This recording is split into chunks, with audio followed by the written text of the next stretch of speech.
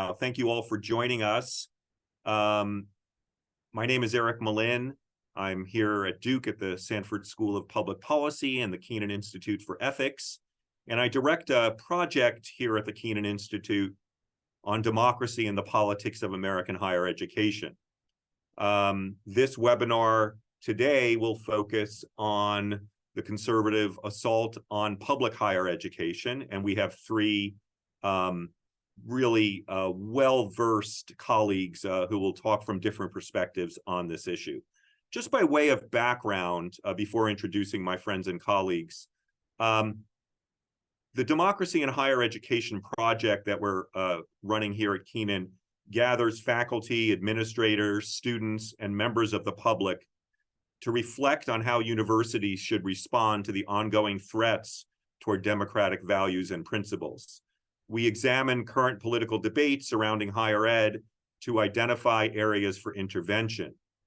We also embrace a view of the university as a place where different ideas come together and where we seek to promote democracy on our campuses while remaining nonpartisan and engaging a diverse range of viewpoints. Across issues, as our experts will share in a few minutes, state legislatures have become increasingly involved in passing legislation that deeply impacts the administration and the pedagogy of public universities. The political salience of this issue has only been enhanced by the presidential campaign of Governor Ron DeSantis of Florida, a state that is perhaps ground zero for this assault. On issues ranging from critical race theory, LGBTQ rights, diversity, equity, and inclusion, and others, states are in unprecedented ways reaching into the inner workings of American public higher education. There are some really interesting, you'll get a broad view of this from my colleagues. As I've been looking at this issue, it's also really important to remember that this affects individuals. Ashley research shows this quite clearly. I'll give you an example. Jonathan Cox, a professor at the University of Central Florida, canceled 2 of his classes titled Race and Ethnicity and Race and Social Media for the fall of 2022. He did this after the Stop Woke Act was approved out of fear that what he would be teaching would threaten his job. 3 unnamed sociology courses at the same university were also canceled for the same reason. Florida Gateway College, College of Central Florida, have removed any DEI or critical race theory related courses or training from the curriculum.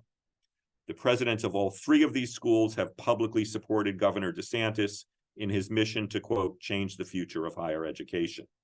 In South Carolina, Julian Williams, who used to be the vice president for diversity, equity, and inclusion, is now vice president for access, civil rights, and community engagement. The DEI office there was changed to the Division of Access, Civil Rights, and Community Engagement. So this is reaching deeply into our institutions, and we'll talk more about that. What I want to do now is just tell you briefly about our guests and then turn it over to them. Each will speak for up to 10 minutes, and then I will ask some questions and really encourage our attendees to ask questions in the Q&A, and I'll moderate that, and we'll close with those questions. Jeremy Young is a good friend and colleague. He is the program director of Freedom to Learn at Penn America. That's doing some really, really incredible documentation of this phenomenon. I had the honor of being a reviewer of a piece that they're working on now, so I'm up to date on what they're finding and their work. He leads Penn America's efforts to fight government censorship in educational institutions with a focus on higher ed. He works on bringing attention to educational gag orders, Champions of Higher Education Initiative, which is university presidents speaking out on this, and oversees an expanding network of coalitions to mobilize support for professors and teachers. Dr. Ashley White, thank you for joining us, Ashley, is an assistant professor at the School of Education at the University of Wisconsin-Madison and the inaugural Educational Fellow for Equity, Access, and Opportunity with the NAACP's Center for Education, Innovation, and Research. Her research very much focuses on this issue. I just read a paper of hers that brings real attention to what's happening on the ground, both in higher education and in K through 12. She comes to this with true experience. She taught school for 15 years in special education settings and researches intersectionality of ethno-racial identities and disability. My friend and colleague Steve Brint is a distinguished professor of sociology and public policy at the University of California, Riverside. He is a distinguished professor and has done a lot of work as the director of the Colleges and Universities 2000 project. He is an expert in higher education, and his work has been funded in this area by the National Science Foundation and other philanthropic foundations. He's the author of 5 books and editor of 3 others, and published more than 80 peer-reviewed journal articles and book chapters. He will talk to us on a really important piece that he published in the Chronicle of Higher Education in August, The Political Machine Behind the War on Academic Freedom. With that introduction, I'm going to turn it over to Jeremy to kind of give us a 30,000-foot view on what's happening, and then we'll move to Ashley and Steve. Jeremy, it's all yours. Fantastic. Well, thanks for the introduction and for inviting me to this great conversation. We at PEN America, just to give you a little bit of background about who we are and what we do. We are a 100-year-old free speech and human rights organization made up of writers. We're also a literary organization. We promote we celebrate literature and defend the rights, the speech rights and rights of authors and of readers and of learners that make literature possible. And we're very concerned about what we would describe as a war on education in this country, specifically on higher education as well as K-12 education. This is something that has been going on for a few years. PEN America describes this phenomenon as one of educational gag orders. This is our term for the anti-critical race theory, divisive concepts bills that have been proliferating in state legislatures since the middle of 2021.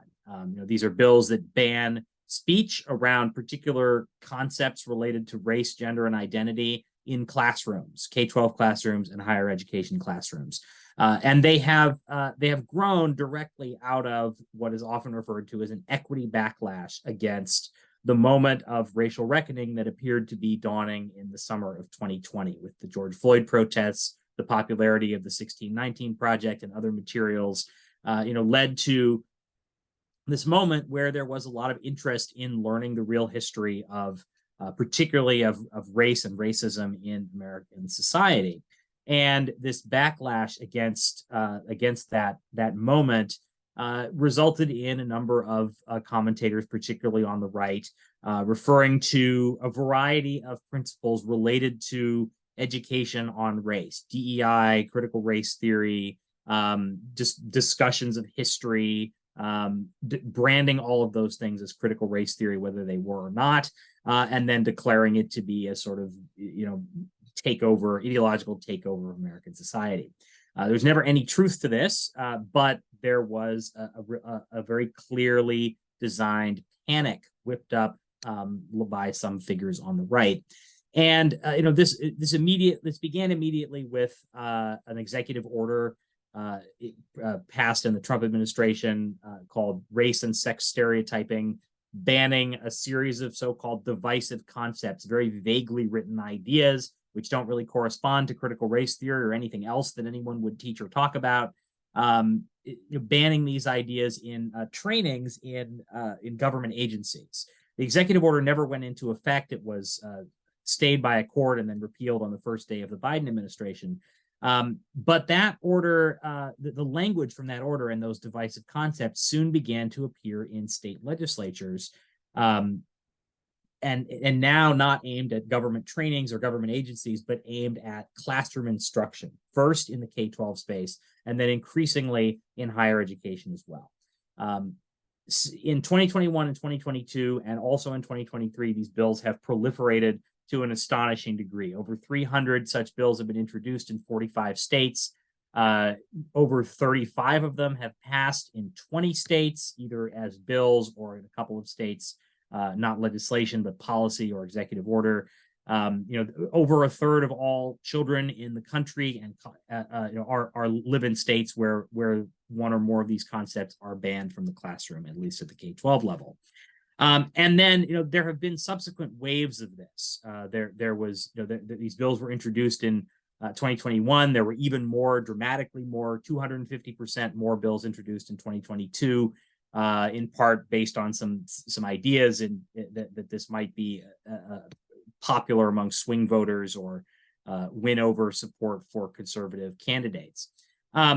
In 2022, we also saw the introduction of a new type of bill in the K-12 space, modeled off of Florida's Don't Say Gay bill, basically banning any discussion of homosexuality or gender identity in particular grades within Florida schools, originally in grades K through 3. Florida has now extended that all the way up by law to K through 8 and by policy all the way through 12th grade. So 18-year-olds in a 12th grade classroom not able to mention or hear their teachers mention the idea of homosexuality in their classroom.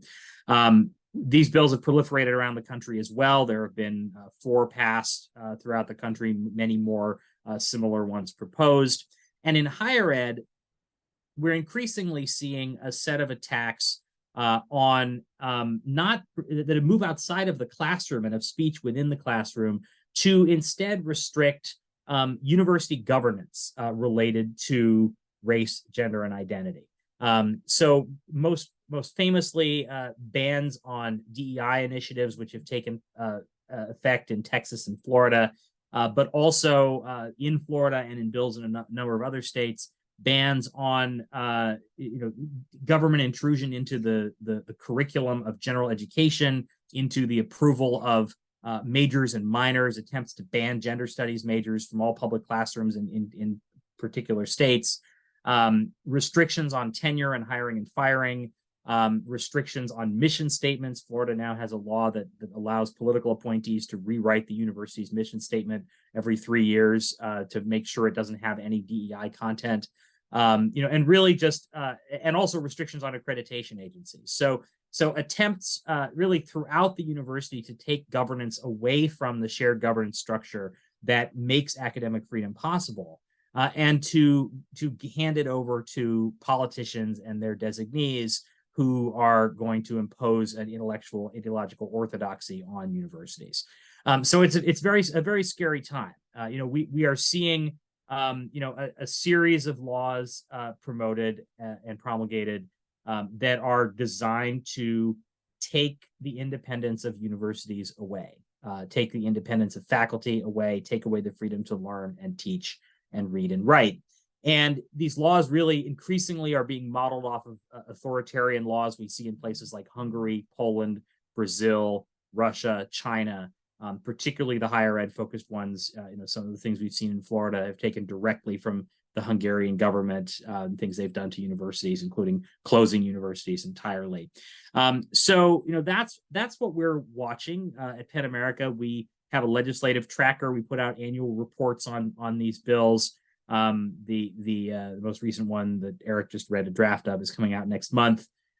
We also do a lot of media commentary, do a lot of presentations like this one, a lot of organizing of faculty and university leaders and professional associations to try to combat these laws. And so that's our approach to responding to this. And I'll hand it over back to Eric. Thanks, Jeremy, for that really efficient summary and of course for your work. And I'll just underscore one thing you said, which this is a scary time, and I do agree with that. Ashley, your paper, "The State of Education, Censorship in Institutions of Higher Ed and Implications for the Field," really added nuance and to some of what Jeremy's talking about, and I welcome you now to share your thoughts on this important topic. Thank you, Eric, and thank you so much for the invite to this presentation today. It is very much appreciated. So I'll start by modeling Jeremy's introduction. The NAACP is the oldest living civil rights organization in the country. We are going on our 115th year. And so exciting times ahead. As a fellow, I have had the opportunity to merge my scholarship with this form of policy and political advocacy that I think really enhances the work that I do as an academic at my institution. I will say, in full transparency, I am from Florida. And so it is very interesting to watch the goings on politically and what we are experiencing in terms of my profession and the education profession at large. And when people ask me, do you think you'll ever come back? And I'll say, well, no, not right now, like, because I wouldn't be able to do what I do now in a space as restrictive as Florida is at this point. And so I also want to note that some of what I'll say has a lean towards the teaching profession, but I do think that is equally as important as we think about the concept that P through 12 is, or should be, the beginning of liberated and democratic thought, right? It is where we have the opportunity to create minds that are open, that are honest, that are completely unfettered, and are able to learn at maximum access. And so I think it's important to, at least in the back of our mind, think about the connections between higher ed and P through 12 and kind of the output that we're getting due to the restrictions in the P through 12 space, especially also when we think about book bans, which is something that the NAACP has been deeply involved with, right? And expanding the thought of our early learners so that when they come to our institutions of higher education, they are ready for an even more expanded form of learning, which right now is being attacked, as Jeremy has so eloquently articulated. I also want to note that we are in scary times, and Jeremy mentioned kind of the inception of this conversation and these actions circa 2020. But when you speak about nuances, I tend to think about it a bit further back, right? And to put additional context in the space of where we are now. And so before I do that, I do want to highlight that the report, Eric, that you read, there were 4 themes that emerged from that report. And one of them was the legislation that specifically targeted toward the erasure of ethno-racial diversity in schools across the board. The same thing is true towards the erasure of sex, gender, and LGBTQ plus diversity in schools. Also, this resurrection of whistleblown language that can be misinterpreted, is very distorted, oftentimes very vague. And then also this impending connection to funding in the ways that these restrictive policies and laws are creating penalties or potential penalties for institutions of higher education, for DEI initiatives, for P through 12 spaces as it relates to their ability to get the work done, right? So attaching this in a way that is really, really impactful for those of us that work in those spaces, but also for our students in higher ed. So I think often about, and it's very timely because, as we probably all know, we are approaching the 70th anniversary of Brown v. Board of Education to take place on May 17th, 2024. And I can't help but to reflect upon the pushback at the time that Brown v. Board was ruled upon by the Supreme Court, specifically for example, the Southern Manifesto and conservative efforts to really push back against desegregation efforts and this mandate that had been issued in 1954-55. What we are witnessing now is very, very reminiscent of pushback in terms of federal and state legislation, political and physical violence against individuals who are advocates for diversity, equity, inclusion, access, and then also giving us a real space and place to see the exposure of a narrative that has long existed in our country. And so I think it's important for us to remember that when we look at this situation, it's been happening. It is not new. This is just an alternate or a new form of the massive resistance that has been evident in our country for over 100+ years, specifically since Reconstruction. And so as it pertains to higher ed, we also have to consider that we have long existed in a society that relegated Black and other students of color to specific institutions of higher education. And that we still fight difficulty in terms of changing the landscape, not only for students in higher ed, students of color, but also for those of us who are trying to access, for example, predominantly white institutions as academics. And so it's no surprise that every time we reach a point, right, where we are realizing a newfound era of diversity, equity, and inclusion, we have efforts to really, really halt that in P through 12 and higher education. Just this week, I had the wonderful opportunity to attend in person Dr. Leslie Fenwick's talk, the AERA Brown talk that she gave, and it was specifically around the erasure of Black educators and administrators post Brown v. Board, and correcting the narrative that Black educators were lost, and really helping people to appreciate that we were decimated. And so much of what we do in higher ed really is toward the betterment of educators and the maintenance of the workforce at large. And if you had the opportunity to listen to her talk, one of the components that I really appreciated was her very well laid out research on the supreme level of education that Black educators had in comparison to white educators at the time. And I say all that to say, we're really looking at a layered attack that not only works to disintegrate the expansiveness of our minds as thinkers in American society, but also looks to decimate the teaching profession and to decimate the key pieces of that we know are going to make for the kinds of students that we want to succeed in our institutions of higher education and beyond, especially as we think about the global society in which we live and what we will need to know and need to do and how we will need to be able to function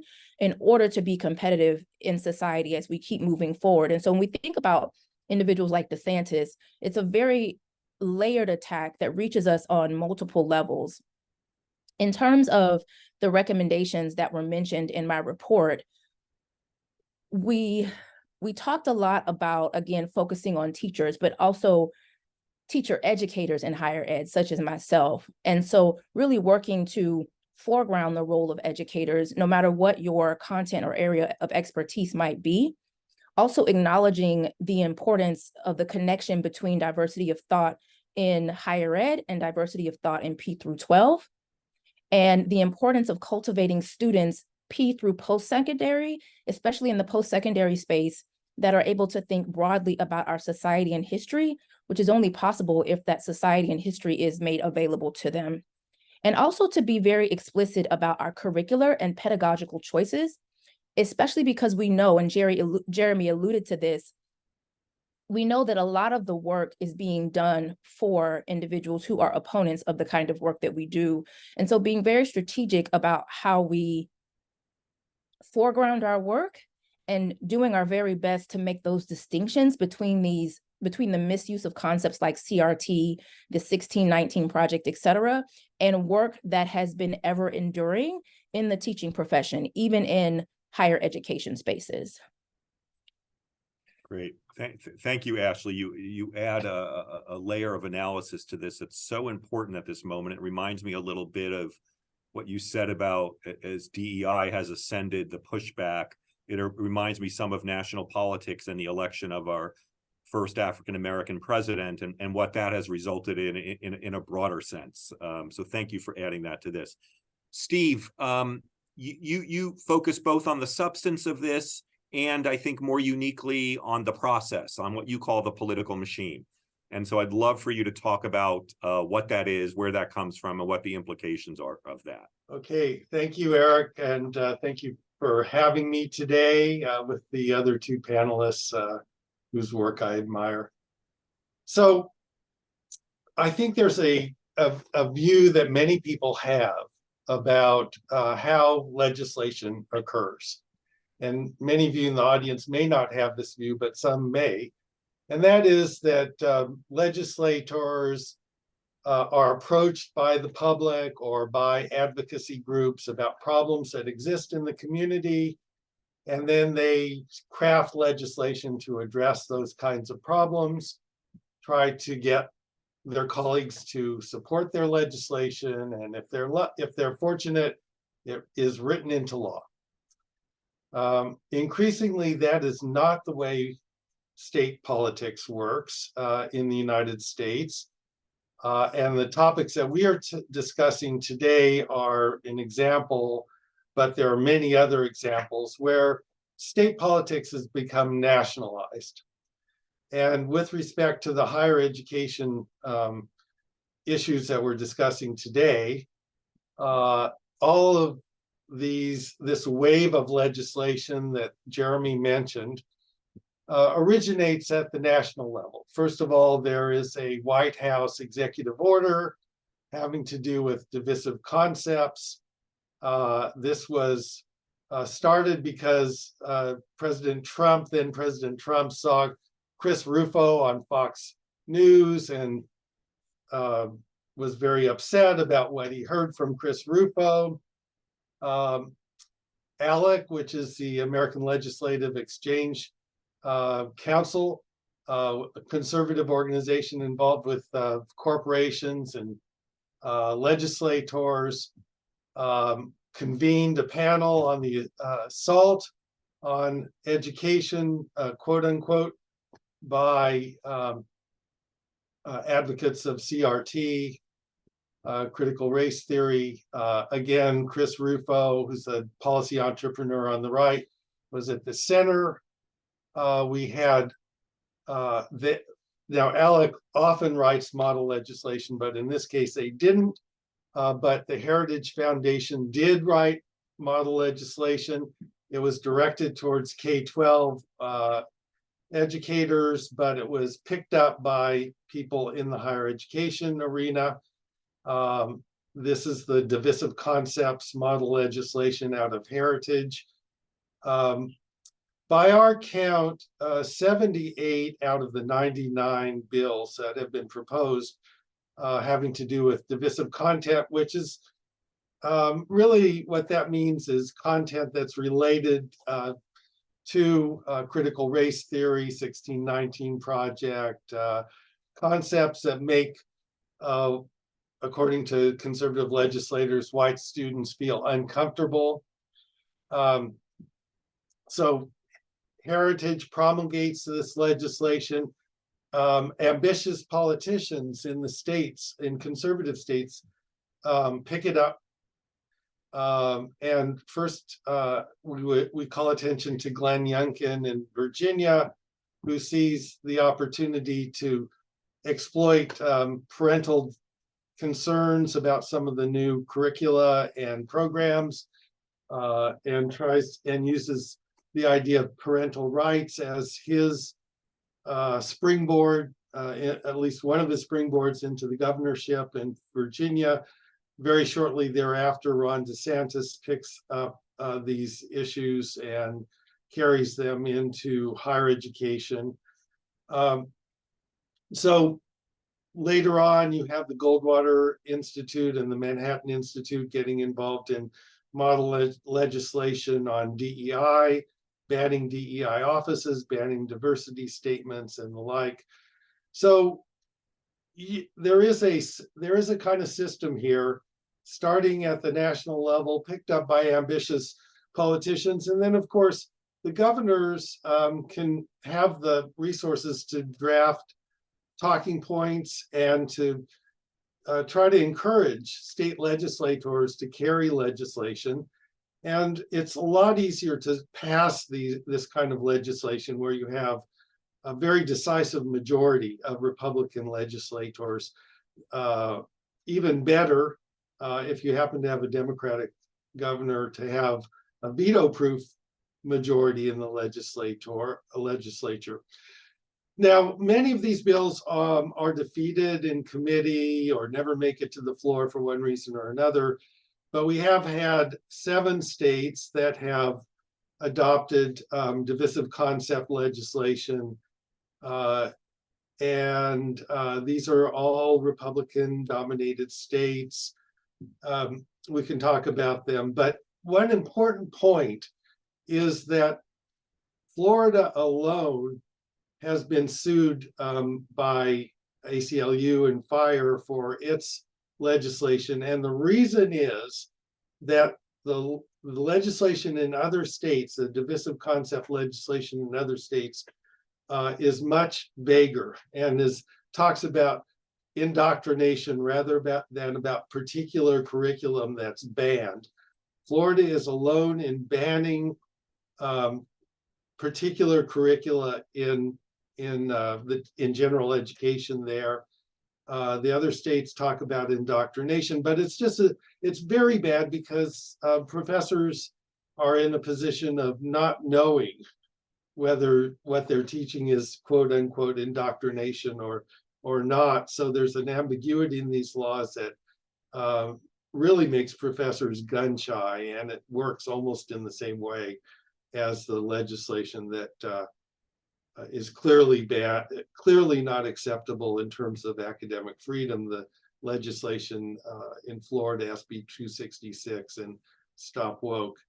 So as far as solutions to this kind of issue, we do have the courts involved in the Florida case. There was an injunction against Stop Woke, which was the original legislation, and now there's legislation going against SB 266, which does a lot of things. It bans particular curriculum in general education, bans everything having to do with DEI, gives more power to presidents and boards.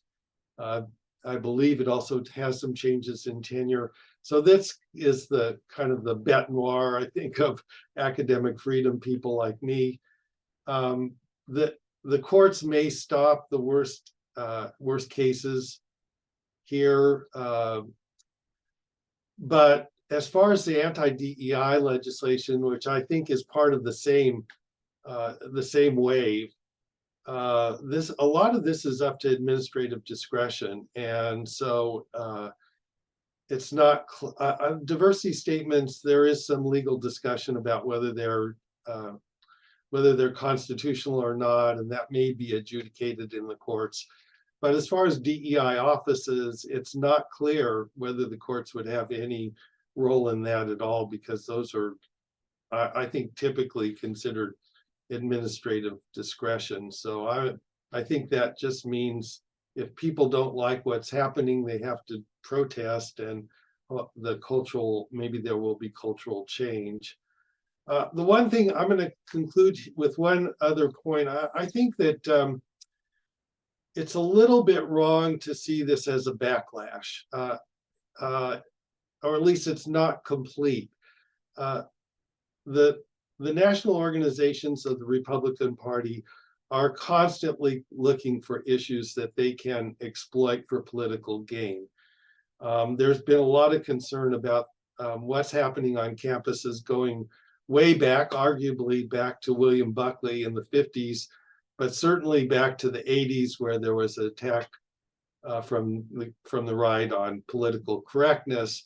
And so there's always a desire to find issues that can be exploited. So I feel like the organizational ecostructure of the Republican Party is the primary driver here. And if the campuses inadvertently allowed them to find issues that they think could be exploitable for political gain, but if we're saying the campuses were the driver, I think that's wrong. I think it's really the conservative organizations that are the driver of this. So I'll conclude there, and I'll look forward to the questions. Thank you. Thanks, Steve, and thanks for that observation about this being more than a backlash. I think that adds an important element to explaining this.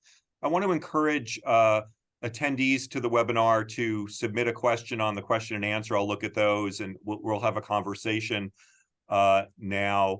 One of the things I wanted to ask our panelists in a way to air an issue that is not voiced by any of you, but I think would be by some who are thinking about this in this space, which is, well, you're paying attention to what's happening in state legislatures, but in fact, shouldn't we also be really concerned about liberal biases on our campus and the inability of conservatives in many settings to speak about issues that some on campus find very controversial?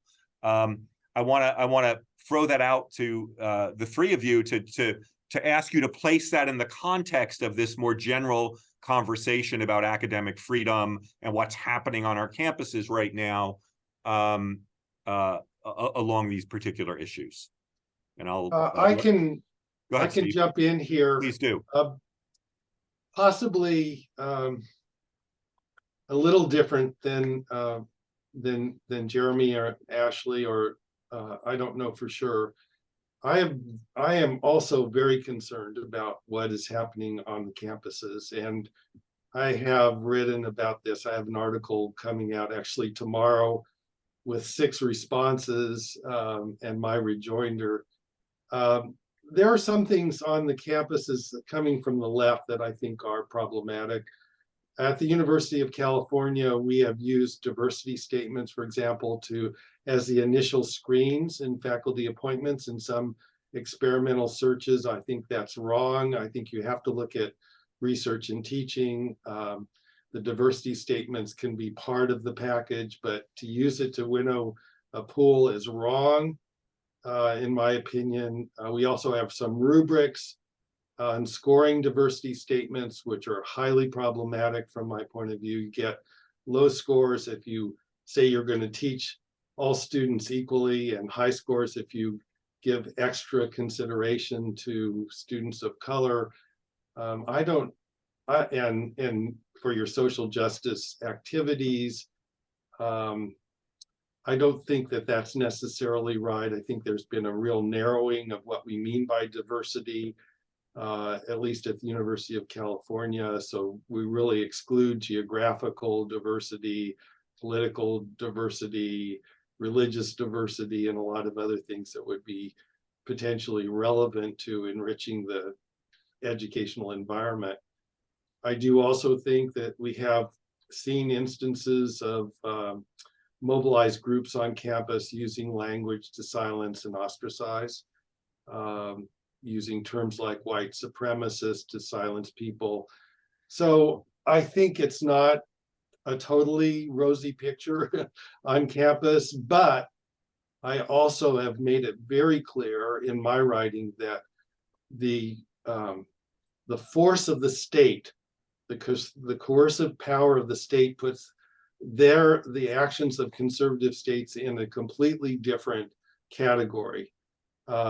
If people don't like what's happening on campus, they can use their voice or their collective voice on campus to try to change things. When something has the force of law, it's just a lot harder to change.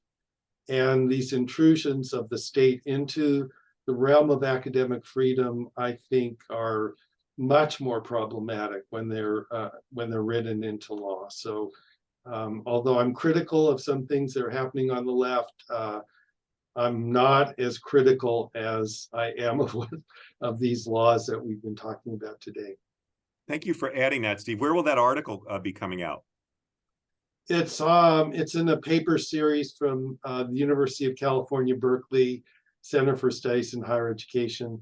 Great. You should be able to get it, I think, tomorrow if you're interested. That's great. Good. And thank you for adding that really important nuance to this conversation. And I think we have to address all of that for those of us who are concerned. Jeremy, it looks like you might want to add something to what Steve said. Yeah, I mean, I think Steve is absolutely right about the difference between government-imposed, censorship of ideas versus censorship that may be being undertaken by administrators or by particular policies at a university. But I would just want to add a little bit of nuance, and I'll say yes, we as Pan America are also concerned about some of this censorious climate on campuses emanating from the left. But when you look at the data on this, it doesn't really line up with any of our sort of preconceived assumptions about where this is coming from. These great studies that came out in the University of Wisconsin system and the University of North Carolina system, actually, both demonstrated that conservative students do feel silenced on campus, but that they don't feel silenced in their classes with their liberal professors. And this is something that makes it seems surprising if you don't give it a little bit of thought, because yes, most professors are overwhelmingly liberal, but most professors are also overwhelmingly good teachers. Not everyone, but the majority of them are good at pedagogy, and that means making creating welcoming environments in the classroom, making students from a variety of perspectives feel that their ideas are welcomed and valued. Where the problem happens is outside of class, students interacting with each other on campus, off campus, on social media.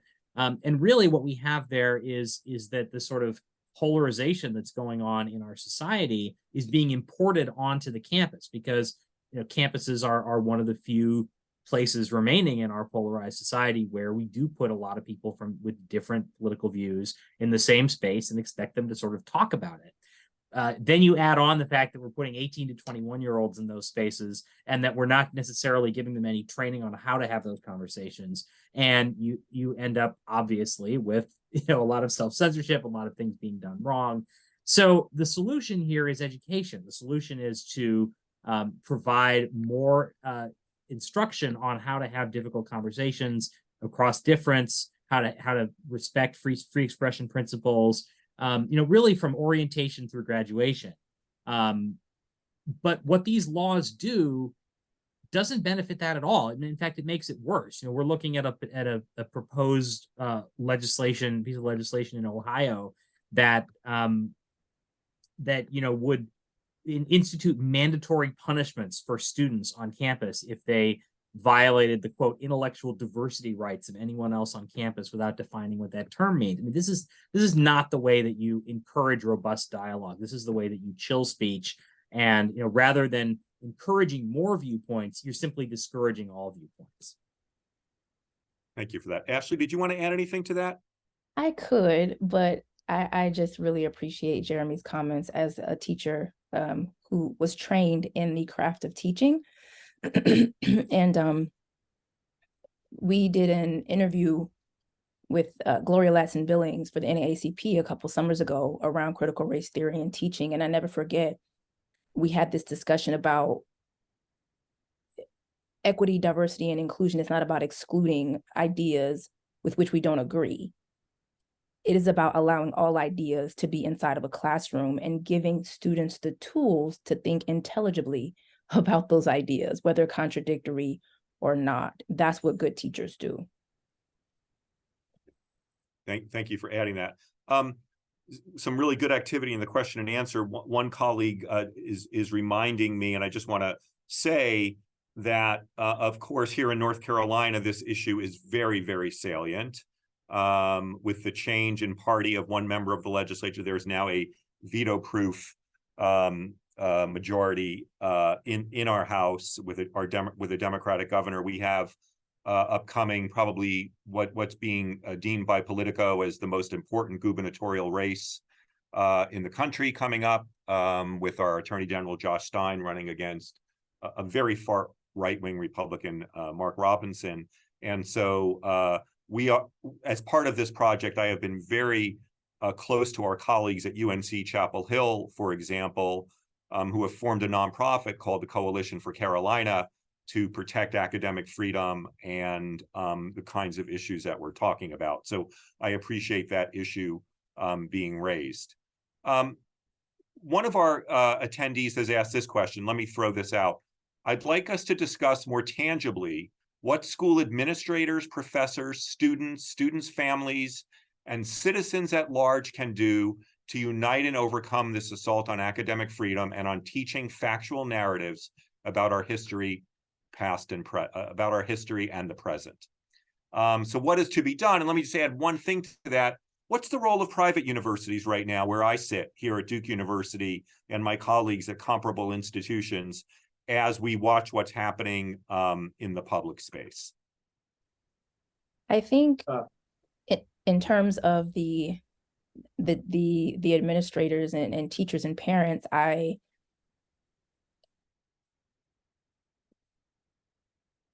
when I think about parents, I think about school boards. And that's a P through 12 space, but school board elections are so central to this conversation in the P through 12 space. And it really speaks to the larger conversation of how do we advocate and use our capital to push back against this. Parents have a lot of power and a lot of access if exercised as a collective. And we've seen that with some groups on the opposite side as well. And as a matter of fact, in how they have influenced DeSantis's work, right?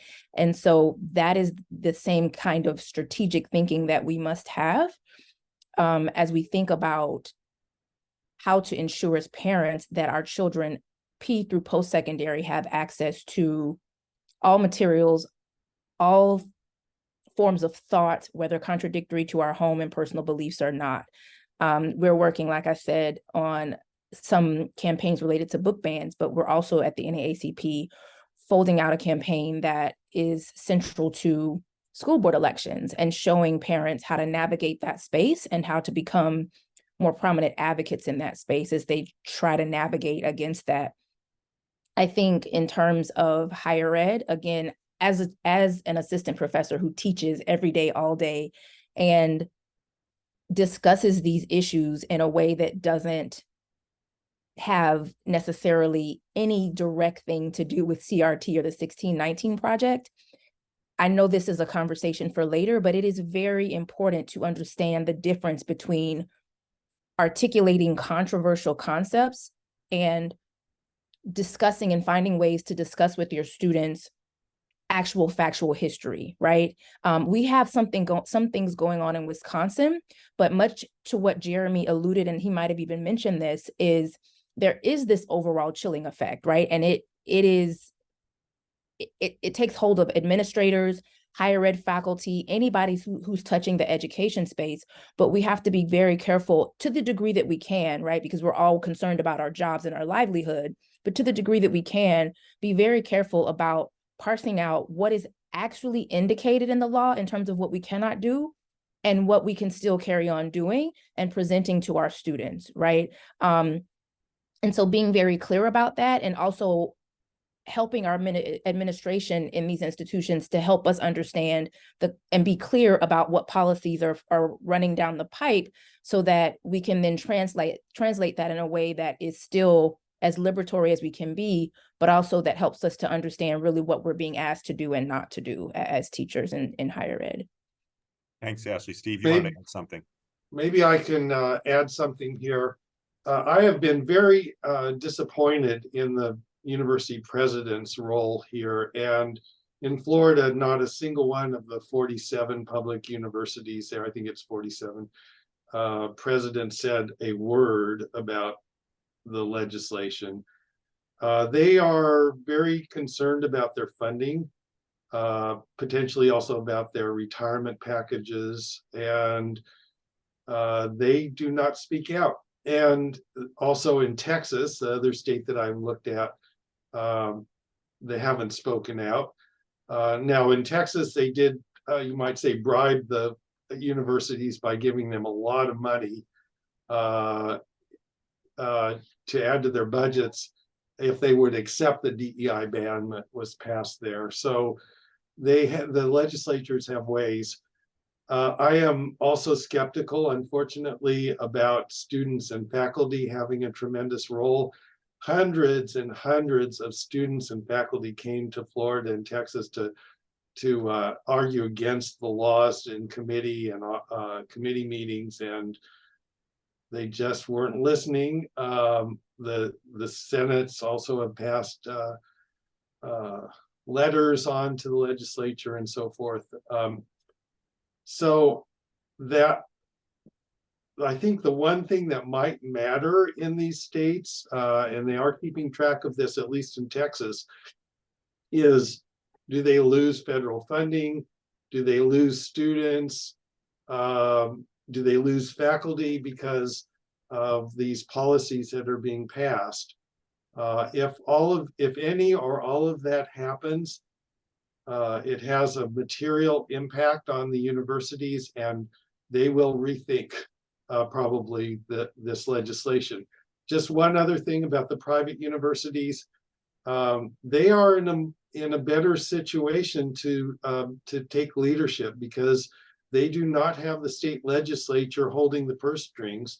And I have been encouraged to see, it's not consistent, but there have been a lot of positive statements from presidents at Cornell and the law school dean at Stanford and other people in the privates standing strongly for academic freedom and making statements. And I think that is very important, and also for scholars and also people in the nonprofits like Jeremy to be writing about this, I think can be potentially important in the long run. Thank you for that. Jeremy, do you want to talk, maybe, I think you were going to say something anyway, but maybe talk about the Champions Project that maybe that's what you were thinking when we think about university leadership and what they're doing about this now. Yeah, I want to give a little bit of a rosier picture than Steve gave, and Steve may be right. I'm not sure, but I think there's a lot we could do, and I think there's a lot that universities are doing. I don't always think that the president of a school, the sitting president of a school in a state that has been affected, is the right person to make a big public statement, because I'm always thinking to myself, well, what if that president could make a private statement? What if they could go to the legislators and actually get them to change things? Now, in Florida, nobody was listening. But from my view of states across the country, Florida is really the only state in the country where that was true in the last couple of legislative cycles. There were always, even in states where these laws passed, there was somebody in the legislature, in the majority party, in the caucus, who was trying to make these bills go away, or trying to defang them, bottle them up in committee, things like that. And so sometimes I think those presidents are having a lot of effect. And actually, what I really think is that sometimes some of them are being very courageous behind the scenes, and some of them are being very cowardly behind the scenes, and some are just keeping their mouths shut. And we really don't know from our vantage point, even me at Penn America, really don't know which is which unless you're really in the weeds at that particular school. What we have been able to do effectively is organize a pretty effective resistance among retired college presidents. So we have, as Eric mentioned, this initiative called the Champions of Higher Education. We have over 235 retired presidents from all 50 states and DC who have signed a statement indicating their willingness to oppose these laws around the country, and do so actively. Dozens of them have written op-eds in their home communities, some nationally, and just this past week, in Florida, a group of 7 of those champions of higher ed released an op-ed in the Tampa Bay Times denouncing Florida's educational gag order laws. So these are presidents of 6 public institutions in Florida, former presidents, including 2 who just retired this past year. So I think that's pretty significant. And I think in terms of what can faculty and staff do, the main thing, of course, is don't make it worse. Don't do the censors' work for them. Don't, as Ashley said, don't interpret something that is vague in a law in a very specific way that bans what you are doing or what somebody else is doing, unless it's very specifically applied to you for some reason. But the other thing I would say is just get the word out there. I was very heartened to see the backlash last year that occurred to election denial. Where a large majority of Americans got the sense that if you're out there denying the validity of the 2020 election, you probably shouldn't be reelected to whatever role you're in. This real serious, tax on people doing 5-10 points worse than they would have otherwise at the ballot box if they espouse that position. I would like to see that same thing happen with regard to a tax on higher education. I'd like to see Americans see this as a central issue of our democracy. And the only way that's going to happen is if we all talk about it all the time, wherever we feel safe doing so. Thank you for that. We're just about out of time, so I'm just going to close with an observation that's relative to some of the things that all of you have said, which is one of the things we're looking at in this Democracy and the Politics of Higher Education project now, and I've had conversations with our panelists about this, is Chris Rufo, who's the main provocateur in this area, Manhattan Institute, on the board of trustees of the new college, has been very clear that there is a lot of work going on in the kinds of organizations that Steve has studied to look at what the levers are at the federal level. And there are a variety of levers at the federal level. It's not the same as the states, but it would affect both private and public. There are a number of levers, mostly through funding, that they are looking at very carefully. I don't mean this in a conspiratorial way. It's very public. It's very strategic, and it's really smart if you believe in this. And so I think we're hoping to shine a light on that in this project and bring some folks together to talk about what we need to be thinking about for 2024. If the same sort of policy entrepreneurs who Steve has traced in his research begin to try to push some of these levers at the federal level. And so that's for the future. I hope we maybe take some solace in the fact that lots of this legislation has not passed. The courts so far have done some really important work in this space. And so though I agree with the terminology that was unearthed in the beginning, that this is scary, it's also very clear that our efforts bringing attention to this, thinking strategically about how to push back is central for the future of this area. So with that, I'm very grateful to Ashley and to Jeremy and to Steve for sharing their expertise with us, to my colleague Jack, who has done the logistics on this, for all of you who have joined this. For those of you who are interested in receiving our newsletter, hearing about future webinars and other activity in this space, feel free to contact me at eric.malin@duke.edu, and we'd be happy to include you in this. So with that, I thank everybody very much, and keep fighting the good fight. Thanks.